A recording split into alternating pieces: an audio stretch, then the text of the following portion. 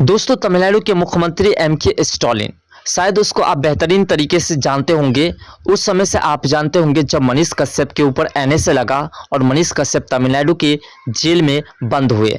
उस वक्त से एम.के. स्टालिन सुर्खियों में आ गया और बिहार के लगभग लोग उसे जानने लगे, क्योंकि उसने बिहार के एक ऐसे लाल के ऊपर एनएसए लगाया जो पूरे बिहार नहीं बल्कि पूरे देश के गरीबों के लिए आवाज़ उठाया करते थे, स्टूडेंट्स के लिए आवाज़ उठाया करते थे, हर एक व्यक्ति के हक के लिए लड़ा करते थे।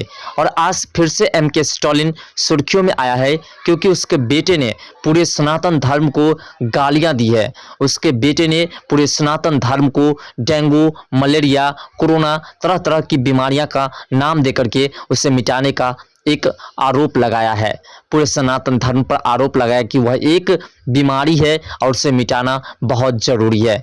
दोस्तों, आज के इस वीडियो में इस तमाम मुद्दा पर बात करने वाले हैं कि आखिर एम.के. स्टालिन के बेटे ने इस तरह की बयानबाजी कब और कैसे की, और जब इसके ऊपर एफआईआर दर्ज कराया गया तो इसने क्या कहा और एफआईआर दर्ज किसने कराया। दोस्तों, सबसे पहले आपको बता दें कि एम.के. स्टालिन जो कि तमिलनाडु के मुख्यमंत्री है, उसके बेटे उदयनिधि स्टालिन ने सनातन धर्म की तुलना डेंगू, मलेरिया और कोरोना से की है।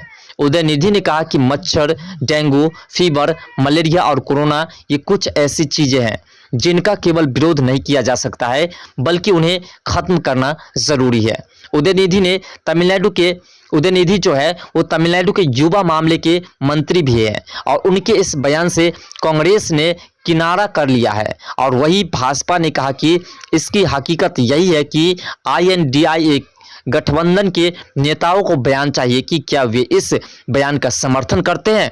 उदयनिधि ने स्टालिन के खिलाफ एक वकील ने उदयनिधि के ऊपर जो है एफआईआर दर्ज करवाई है दिल्ली पुलिस के पास।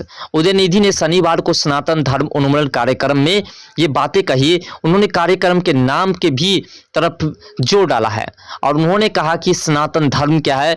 सनातन शब्द संस्कृत से आता है, ये समानता और सामाजिक न्याय के खिलाफ है। सनातन का अर्थ होता है अस्थाई, यानी ऐसी चीज जिसे बदला नहीं जा सकता है, जिस पर कोई सवाल खड़े नहीं कर सकते हैं। इसी पर उदयनिधि के बयान पर संत और नेताओं ने क्या कहा, इसकी भी थोड़ा सा आपको चर्चा कर समझाने का प्रयास करते हैं। राम जन्मभूमि के प्रमुख पुजारी आचार्य सत्येंद्र दास ने कहा कि सनातन धर्म को किसी भी कीमत पर खत्म नहीं किया जा सकता है। ये धर्म सदियों से चला आ रहा है और सदियों तक चलता रहेगा।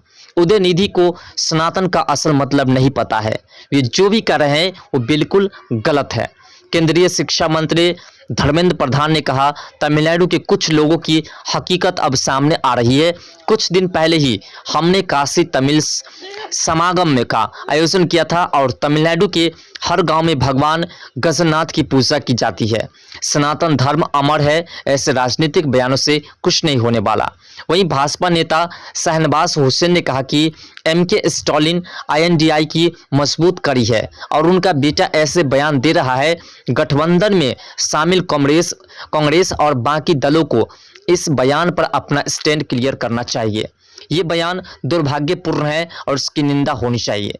दोस्तों, आप समझ सकते हैं कि अगर ऐसी भावनाएं रखते हैं इंडिया गठबंधन के नेता और उसके पुत्र, तो आप सोच सकते हैं कि इंडिया गठबंधन जब जीत जाएंगे, भारत में उसकी प्रधानमंत्री बन जाएगी, तो ये लोग सबसे पहले हिंदू धर्म, सनातन धर्म को समाप्त करने की कोशिश करेंगे।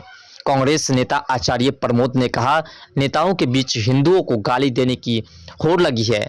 1000 साल से सनातन धर्म को मिटाने की कोशिश हो रही है, कोई नहीं मिटा पाएगा। दोस्तों, आगे हम आपको एक और बयान इसके बारे में बताने का प्रयास करेंगे। सबसे पहले आप जानिए कि महाराष्ट्र कांग्रेस के नेता नाना पटोले ने कहा कि हमारा रुख स्पष्ट है कि कांग्रेस न तो किसी की धार्मिक भावनाओं को ठेस पहुंचाने पर टिप्पणी करती है और न ही इसमें विश्वास रखती है। उन्होंने कहा, हम किसी और के बयान की जिम्मेदारी नहीं लेते हैं।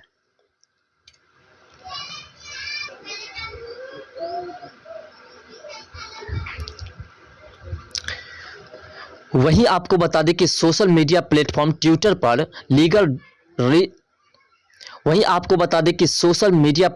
ट्विटर पर लीगल राइट्स ऑब्जर्सरी नाम के अकाउंट से ट्वीट किया गया कि वे उदयनिधि स्टालिन के खिलाफ कानूनी कदम उठाने के बारे में विचार कर रहे हैं।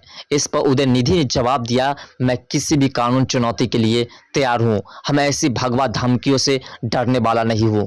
तो दोस्तों इनको बता दें कि ये जो एमके स्टालिन के बेटे हैं उदय स्टालिन, अगर ये उत्तर प्रदेश में होते तो शायद इनको पता चलता कि उत्तर प्रदेश की सरकार जो है वो किस प्रकार से कानूनी तरीके से इसे समझाने का काम करते हैं। हाँ, उसके बाद ये कहते हैं, हम पेरिया और अन्ना के फॉलोवर हैं। मुख्यमंत्री एमके स्टालिन के नेतृत्व में सामाजिक न्याय को बनाए रखने के लिए संघर्ष करते रहेंगे। हम आज कल और हमेशा यही कहूँगा कि दरिद्र भूमि से सनातन धर्म को रोकने का हमारा संकल्प बिल्कुल भी कम नहीं होने वाला है। यानी कि एमके स्टालिन के बेटे उदयनिधि स्टालिन ने सनातन धर्म को मिटाने का शपथ ले लिया है। दोस्तों आप सोच सकते हैं कि अगर आप भी सनातन धर्म के होंगे तो आपके मन में भी ये ख्याल आ रहा होगा कि अगर ये पकड़ा जाते तो इसके साथ क्या हश्र किया जाता। दोस्तों आप सोच सकते हैं कि जो व्यक्ति एमके स्टालिन या कोई भी हो जो सनातन धर्म, हमारे देश के 80% जनसंख्या सनातन धर्म की है, 80 से +% सनातन धर्म को गालियां दे रही है, उसकी पार्टी इंडिया अगर पीएम पद को सुशोभित कर लेते हैं तो आप सोच सकते हैं कि ये लोग सनातन धर्म को किस प्रकार से सताने का काम करेंगे, और सनातन धर्म ही इसका सपोर्ट कर रहे हैं।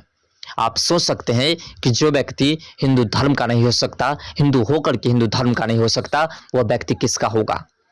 इसी बीच डीएम के दूसरे नेता भी कार्यक्रम में शामिल हुए थे और सनातन उन्मूलन सम्मेलन में उदयनिधि स्टालिन के अलावा डीएम के कई नेता भी शामिल हुए थे। इसमें तमिलनाडु सरकार में मानव संसाधन मंत्री पीके शेख बाबू ने भी भाग लिया था, और पीके शेख बाबू तमिलनाडु में पुराने हिंदू मंदिरों को भी नियंत्रित करते थे। उदयनिधि स्टालिन पहले भी विवादों में रह चुके हैं, वे हिंदी भाषी के खिलाफ भी कार्रवाई बयान देते रहते थे, और हाल ही में उन्होंने सुषमा स्वराज और अरुण जेटली की मौत का जिम्मेदार प्रधानमंत्री मोदी को ठहराया था। उन्होंने कहा था कि दोनों की मौत पीएम मोदी के टॉर्चर्स के कारण हुए हैं। दोस्तों जब मन होता है उसके ऊपर ये लोग आरोप लगा देते हैं।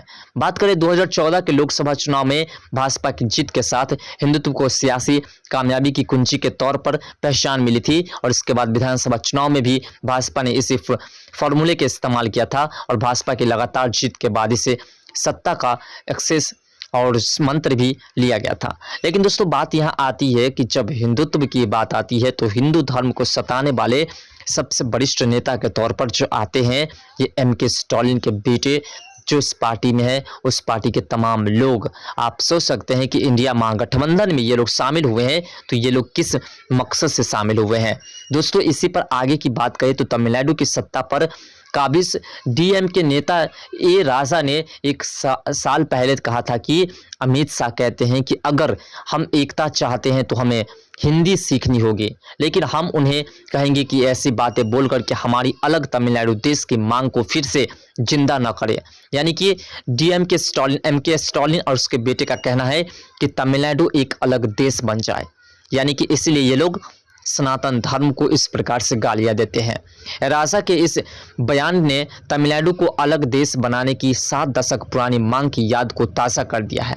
वहीं आपको बता दें कि भास्कर एक्सप्रेस में हमने एक राजा के बयान में इस्तेमाल पेरियार की मांग, अन्ना दूर का रास्ता और अमित शाह की हिंदी जैसी रिपोर्ट्स को भी आगे बताया है। उसको आप अगले वीडियोस में देख लीजिएगा। लेकिन सबसे महत्वपूर्ण बात ये आती है कि जो व्यक्ति सनातन धर्म को इस प्रकार से गाली देता है उस पार्टी को एक में मिला करके नीतीश कुमार, तेजस्वी यादव, राहुल गांधी, जितने भी है आपको अरविंद केजरीवाल, उद्धव ठाकरे, जितने भी नेता है इंडिया INDI के गठबंधन के नेता, वो लोग सोच रहे हैं कि हम हिंदू से वोट कलेक्ट कर ले। तो आप सोचिए कि जो हिंदू को गाली दे रहा है उसी को ये लोग एकजुट कर रहे हैं, तो इसका क्या परिणाम निकलने वाला है। फिलहाल दोस्तों आपके मन में क्या ख्याल आ रहा है इनके इस बयान से, कमेंट सेक्शन में अपना राय जरूर दीजिएगा। तो दोस्तों तब तक के लिए बाय, जय हिंद, जय भारत, जय बिहार, जय मिथिला।